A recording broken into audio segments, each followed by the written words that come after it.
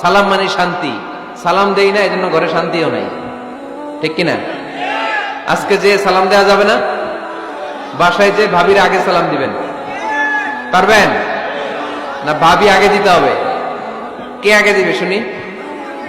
আপনি আগে? তুমি বিয়ে করছো নি? হ্যাঁ, আগে আগে সালাম দিবেন। রাজি আছেন? ঘরে ঢুকেই সালাম। বাবা দিবে ছেলেকে সালাম, ছেলে দিবে বাবাকে সালাম, স্বামী দিবে স্ত্রীকে সালাম, স্ত্রী দিবে স্বামীকে সালাম, ভাই দিবে বোনকে সালাম, বোন দিবে ভাইকে সালাম। সালাম মানে শান্তি, সালাম নাই এজন্য ঘরেও শান্তি নাই। চিল্লায় বলেন ঠিক কিনা? এজন্য আল্লাহ বললেন, তোমার ঘরে যখন তুমি ঢুকবা, ফাইদা দাখালতুম বুয়ুতা ফাসাল্লিমু আলা আনফুসিকুম, তোমরা নিজেদেরকে সালাম দাও। তাহিয়াতাম মিন ইনদিল্লাহ, এটা আল্লাহর পক্ষ থেকে অভিবাদন পদ্ধতি। মুবারাকাতান তাইয়্যিবা, এই সালামের মধ্যে আছে বরকত, এটা পবিত্র। এজন্য ঘরে যদি আমরা সালামের প্রচার প্রসার বাড়াই, আমাদের ঘরগুলোরে শান্তিময় করবে কে?